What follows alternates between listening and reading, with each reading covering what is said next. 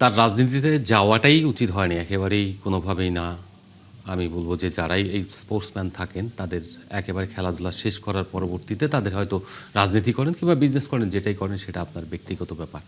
কিন্তু আপনি যখন খেলোয়াড় একটা জায়গায় রানিং এবং তখন ন্যাশনাল টিমের প্রতিনিধিত্ব করছেন, তখন অবশ্যই আপনাকে সমস্ত কিছুর ঊর্ধ্ব থেকে দেশের হয়ে পারপাস সার্ভ করা উচিত ছিল।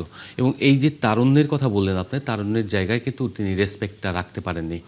এখন অনেক ধরনের যুক্তি রয়েছে এখানে। কেন রাখতে পারেননি? প্রথমত তিনি একটু ইগোইস্টিক ম্যান। যখন যে সিদ্ধান্ত নিয়ে ফেলেন সেই সিদ্ধান্তে অটল থাকেন। এই ইগোইস্টিক জায়গা থেকে তিনি তার জায়গা থেকে সরেননি। আবার তার কথা হলো যে আমি তো দোষ করিনি, আমি তো দেশে ছিলাম না, আমি তো খুনের সঙ্গে জড়িত না।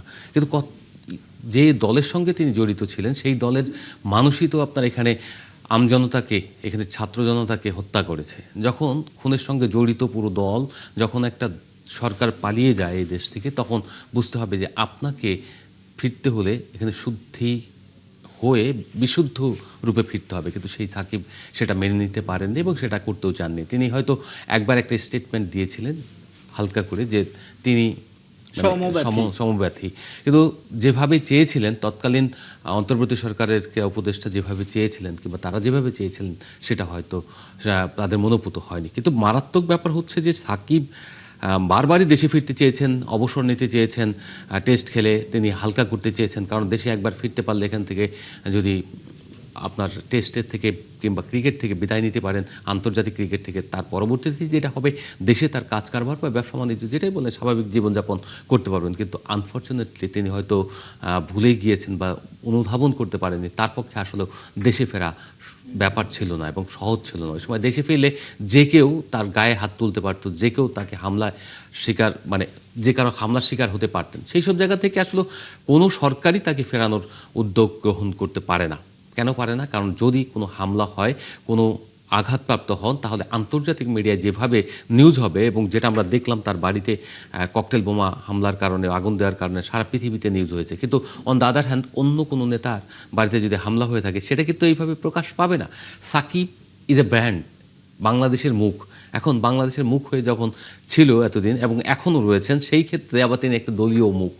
যখন আওয়ামী লীগ তাকে ব্যবহার করছে, যেটা আমি কিছুক্ষণ আগেই আপনাদের এখানেও দেখলাম যে সাকিবকে তার যে ইমেজটা রয়েছে সেটা ব্যবহার করছে। আওয়ামী লীগ তাকে দলে নিয়েছে এই কারণেই যে সাকিবের মতো ব্র্যান্ডকে যদি আমি দলে রাখতে পারি, ইন্টারন্যাশনালি এই দলটার যেভাবে নামটা প্রচারিত হবে, যেভাবে সামনে আসবে, সেই পজিটিভ ইমেজ তৈরি হবে, অন্য কারো ক্ষেত্রে হবে না। কোনো নেতা কয়জন চেনে এই বাংলাদেশে?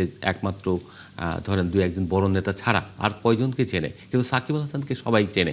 এবং এই সাকিব আল হাসানের কারণে তিনি যতগুলি স্টেটমেন্ট দিচ্ছেন গত দুই বছরে, সমস্ত স্টেটমেন্টগুলো আলোড়িত হচ্ছে এবং অন্য নেতারা সারাদিন চিৎকার করে, ইভেন শেখ হাসিনা চিৎকার করেও তেমন কিছু করতে পারছেন না। কিন্তু সাকিব একটা ইন্টারভিউ দিচ্ছেন, সেই ইন্টারভিউ দিয়ে পুরো বিশ্ব গরম করে রাখছেন, আন্তর্জাতিক মিডিয়া হাইলাইট পাচ্ছেন। কিন্তু সাকিবের চরিত্রের ভেতরে একটা টেন্ডেন্সি আমরা সব সময় দেখেছি যে তিনি একটা ডোন্ট কেয়ার মুডে থাকেন। তিনি বিসিবিকে তোয়াক্কা করেন না, তিনি ফ্যানদেরকেও কখনো আসলে সেভাবে তোয়াক্কা করেন না, সমালোচনাকে কখনোই তোয়াক্কা করেন না।